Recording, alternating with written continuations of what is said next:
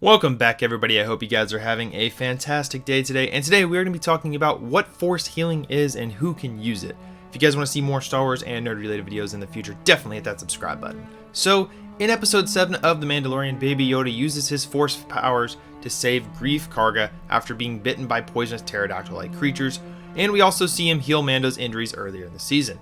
Now that we are starting to get more information on Baby Yoda's abilities, it's time to dig into Legends and see what we can uncover, as there's only a little bit of canon information.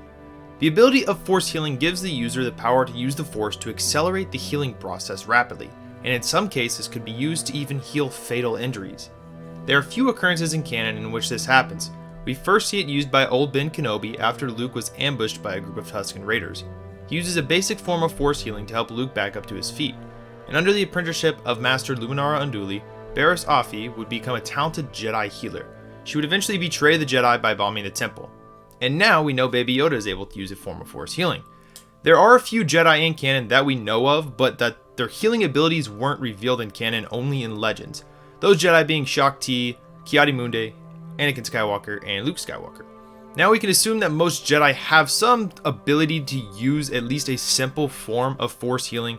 If Barriss can do it, obviously Yoda, Mace, and the other Masters would have the ability, even if they weren't specifically trained to like Obi Wan. Now let's move into Legends where there are alternate forms of Force Healing. The dark side of the Force is a pathway to many abilities some believe to be unnatural. Is it possible to learn this power? Not from a Jedi. Darth Sion, Lord of Pain, used the dark side of the Force to use the most extreme form of Force Healing. He could focus his own pain and agony, using it to fuel the dark side and recover from fatal wounds nearly instantly.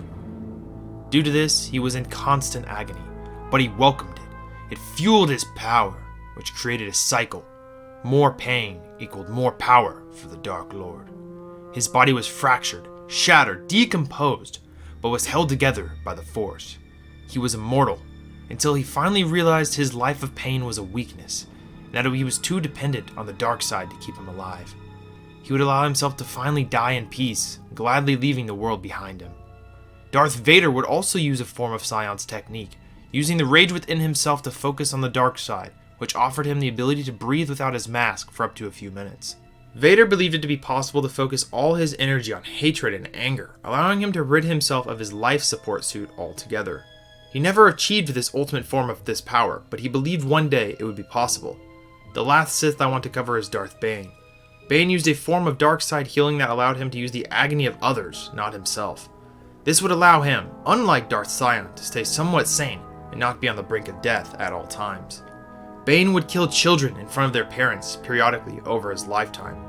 He would use the power in cooperation with his Orbalisk armor, making him virtually indestructible to almost any attack. Then we have Mara Jade Skywalker, who was once taught by Emperor Palpatine himself before her and Luke met. She possessed the ability to use Force Heal, and she was seen doing so on a stormtrooper that had been shot in the chest. Also, during the time of the Uzan Vong War, she used a form of Force Heal to keep away a disease from attacking her son Ben inside her womb. Now, the last person I want to cover in this video, we will spend the most time talking about. He's perhaps one of the most powerful Force users of all time. His name is Cade Skywalker. Now, of course, this is subjective, and there are many worthy people of this title's consideration, but the abilities he possessed mixed with his bloodline give him the potential to surpass anyone from his lineage, even Anakin and Luke. Cade could do the one thing Anakin could never accomplish, the ability to cheat death. He was not taught this power. It was an instinctive ability that emerged when his master Wolf Sazin died at the hands of Darth Sil. Cade was able to revive him and cure him of his wounds. In order to do so, he had to tap into the dark side of the Force, admitting he tapped into it with all his fear and rage. While he was talking to the Force ghost of Luke, he was afraid he would create a hunger for power by using the dark side, and that it was not a good place for a Skywalker to be. He would eventually be able to use Dark Transfer in coordination with the light side, allowing him to overcome the obstacles put in place by the dark side of the Force. He could not only heal people with his power, but he could also hurt others where they had suffered previous injuries in the past, which he did when he was attacked by Darth Talon, almost killing her. Cade would be captured by the Sith and tortured until he gave in to Darth Krayt, who was the leader of the Sith Empire at that time. He said that Cade had more power than any Jedi he had ever seen.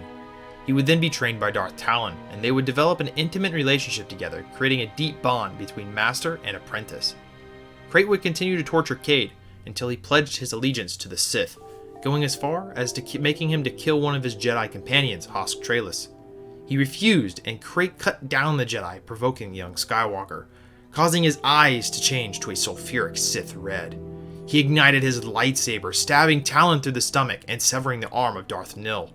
He would escape the duel between him and Krayt with the help of his mother.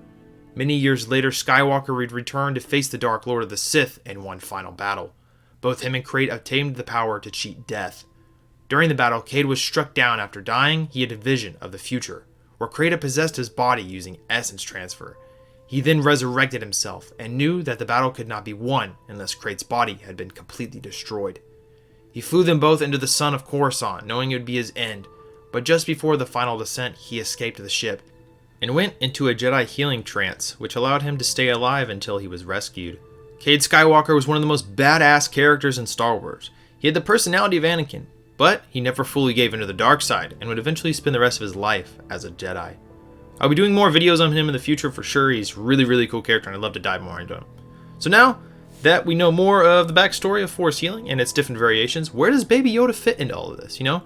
The fact that he's so young and that he was born a short time before the Phantom Menace, it almost guarantees that somebody had to have trained him in order for him to cure wounds and essentially like dissolve poison and cure its effects. Like, let me know down below, guys, like what type of Force abilities that you want to see Baby Yoda to have. I mean, the little guy is already pretty powerful if he can pick up a mud horn, force choke someone, and use Force healing abilities. So let me know down below, guys. And if you did enjoy this video, like always, please hit that thumbs up button as it helps the channel grow. You know, it helps out the YouTube algorithm and spread it out to everyone else. And if you guys do want to see more Star Wars and nerd related videos in the future, definitely hit that subscribe button, guys.